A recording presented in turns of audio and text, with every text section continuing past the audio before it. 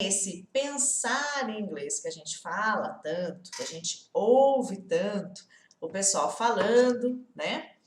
Nada mais é do que automatizar. Então, eu já vou começar explicando para você o que é esse pensar em inglês e o que a gente tem que fazer para chegar nesse ponto.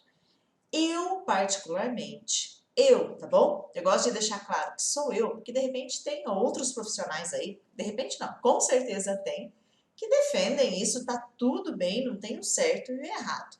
Cada um tem uma linha de pensamento, de ensino. Eu, particularmente, Teacher G, não gosto muito de falar esse tipo de, por exemplo, ó, se você pensar em inglês, você vai conseguir falar inglês, porque dá uma ideia pra gente de mentalizar, de, enfim, que a gente vai pular algum processo e já vai pensar em inglês, e na prática não é bem isso que acontece. Então, eu gosto de dizer que esse pensar é igual automatizar. Quando se torna automático, a gente tem uma sensação que está pensando já naquele idioma na hora de falar.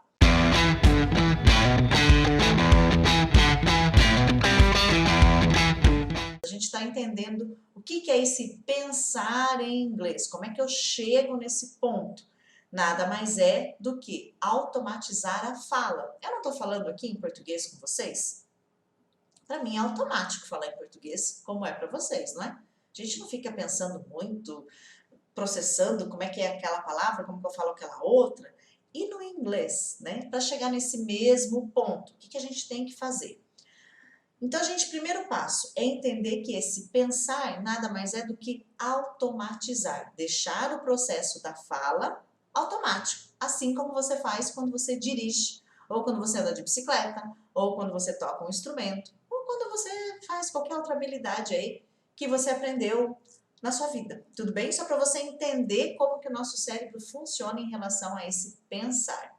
Eu comecei falando aula que eu não gosto muito de usar esse termo, porque pensa no poliglota, por exemplo, que fala 4, 5, eu conheço pessoas que falam 8 idiomas, né? Não tem muito uma chavinha, por exemplo, que você aperte ou vire, né? E fale, bom, agora eu vou pensar em italiano, porque eu vou falar em italiano.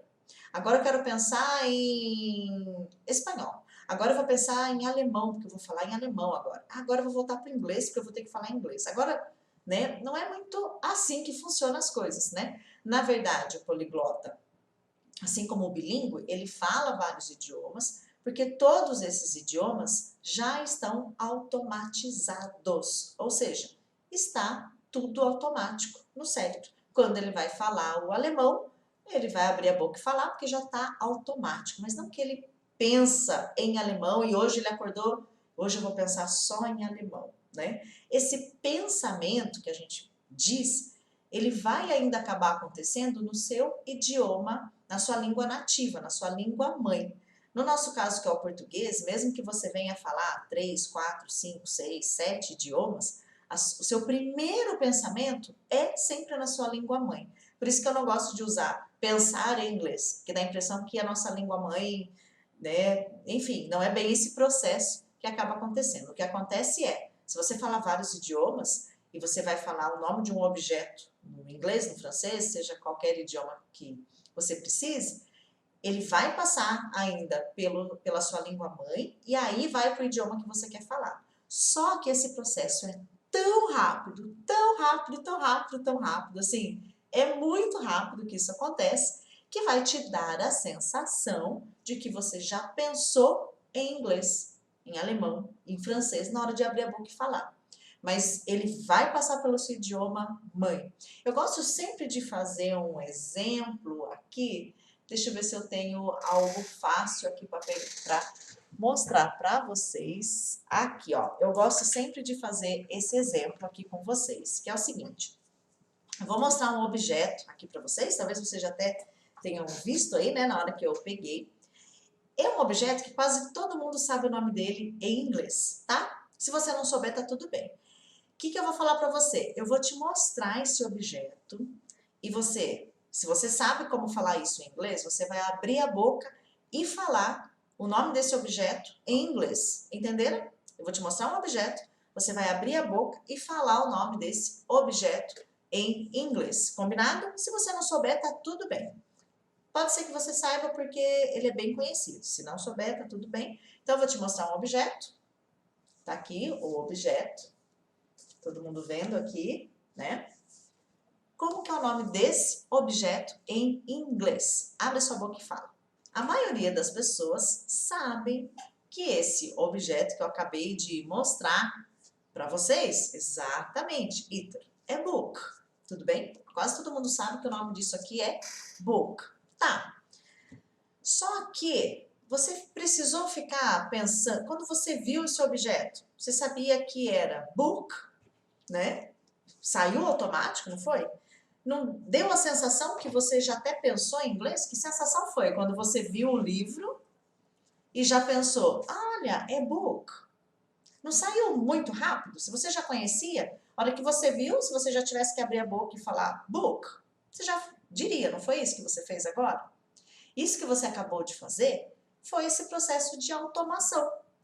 Coisas que você já conhece no inglês, como book, saem na velocidade que é a fala, né? Que se você tivesse que falar, conversar em inglês e tudo mais, seria parecido com o que você acabou de fazer. Ah, como é que chama isso em inglês? Book. Nem parei para pensar. Ai, como é que é mesmo? Nossa, isso aí é... Sabe quando você precisa desse tempo? Isso aí é tal, tal. Não tá tão automático quanto você gostaria. Às vezes, depois de um tempo, você até lembra. É book. Nossa, eu sabia, mas esqueci.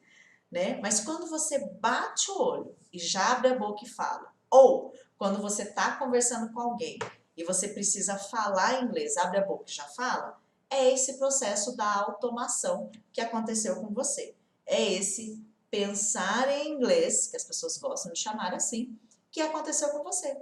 Isso que você acabou de fazer é um processo automático, tá? Só para você entender o que é esse pensar. É isso que você acabou de fazer. Foi automático, não foi? Eu mostrei o objeto, você já falou book, porque para você esse vocabulário em inglês já está automático. Na fala como um todo, acontece do mesmo jeito, tá? Então eu sei que esse pensar é deixar a minha fala automática.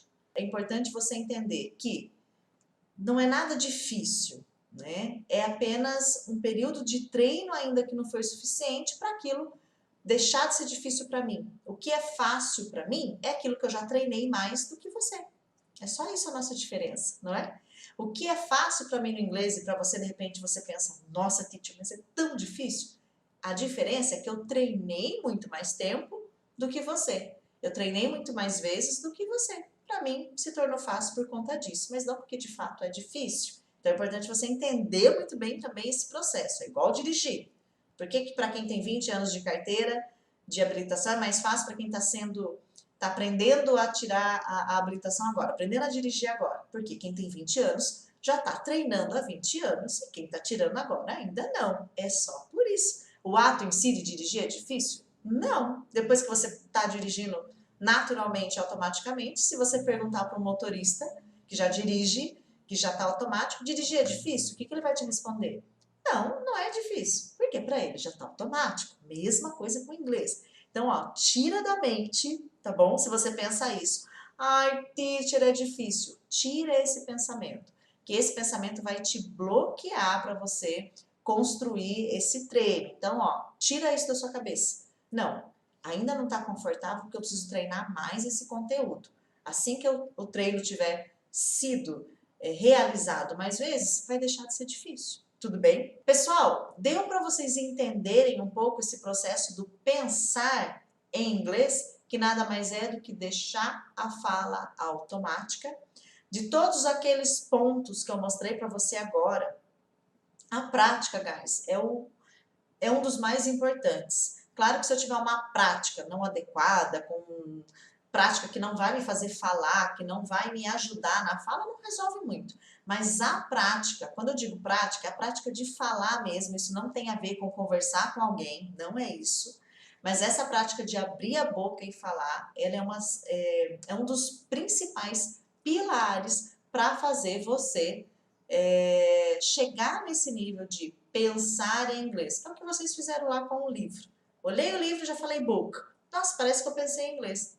Tá automático. É isso que acontece com a fala como um todo, tá? Então, entendam que esse pensar é automatizar.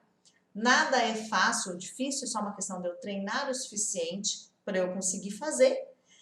E a prática vai ser um dos pilares principais para você tornar essa fala sua automática ou pensar em inglês, como você preferir chamar isso, tá? Não tenha dúvida, a prática é tudo. Por isso que eu insisto na prática diária. É um pouquinho, mas é todo santo dia. Every single day. Gente, esse tipo de treino diário para o cérebro, assim, é fantástico. Isso pode ser para qualquer coisa, não é só para inglês, não. Né? Você tirou o CNH agora, vai dirigir todo dia um pouco. Né? Eu pego no pé da minha filha por causa dos afazeres, dos compromissos, dos estudos de cursinho pré-vestibular, e eu falo, vai sair com o carro. Vou onde, mãe, na quarentena? Eu falei, não, pega o carro, sai, dá uma volta e volta.